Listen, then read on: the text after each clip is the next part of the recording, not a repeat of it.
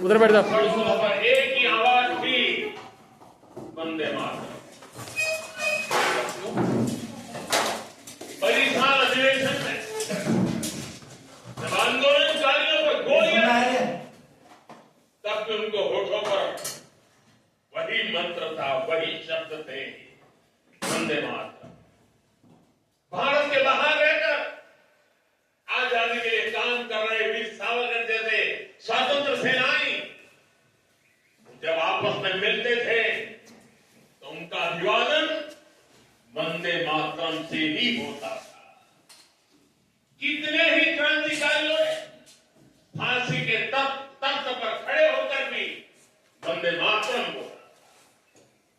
ऐसी कितनी ही घटनाएं, इतिहास की कितनी ही तारीखें, इतना बड़ा देश, अलग अलग प्रांत और इलाके, अलग अलग भाषा बोलने वाले लोग, उनका आंदोलन, लेकिन जो नारा, जो संकल्प, जो गीत हर जबान पर था, जो गीत हर स्वर में था, वो था वंदे मातरम।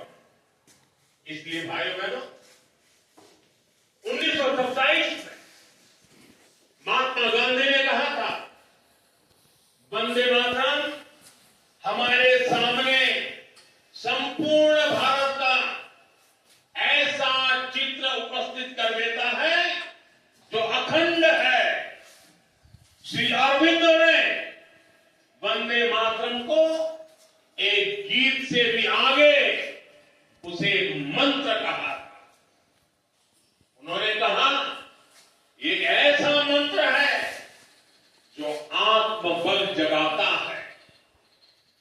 भिकाजी कामा ने भारत का जो ध्वज तैयार करवाया था, उसमें बीच में भी लिखा था वंदे मातरम।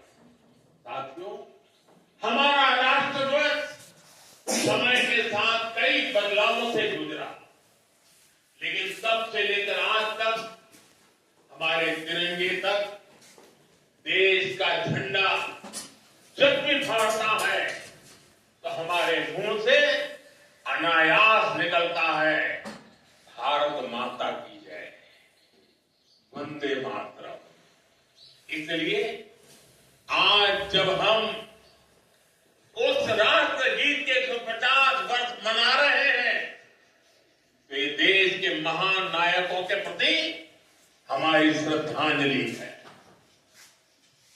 और ये उन लाखों बलिदानियों को भी श्रद्धापूर्वक नमन है जो वंदे मातरम का आह्वान करते हुए फांसी के तख्त पर झूलते हुए, जो वंदे मातरम बोलते हुए कोड़ों की मार सहते रहे, जो वंदे मातरम का मंत्र जपते हुए बर्फ की सिल्लियों पर अड़ीग रहे। साथियों, आज हम 140 करोड़ देशवासी ऐसे सभी नाम अनाम गुमनाम राष्ट्र के लिए जीने मरने वालों को श्रद्धांजलि देते हैं, जो वंदे मातरम कहते हुए देश के लिए बलिदान हो गए, जिनके नाम इतिहास के पन्नों में कभी दर्ज नहीं हो पाए। साथियों, हमारे वेदों ने हमें सिखाया है, माता भूमि ही पुत्रो अहम पृथ्व्याः, अर्थात ये धरती हमारी मां है, ये देश हमारी मां है, हम इसी की संतानें हैं।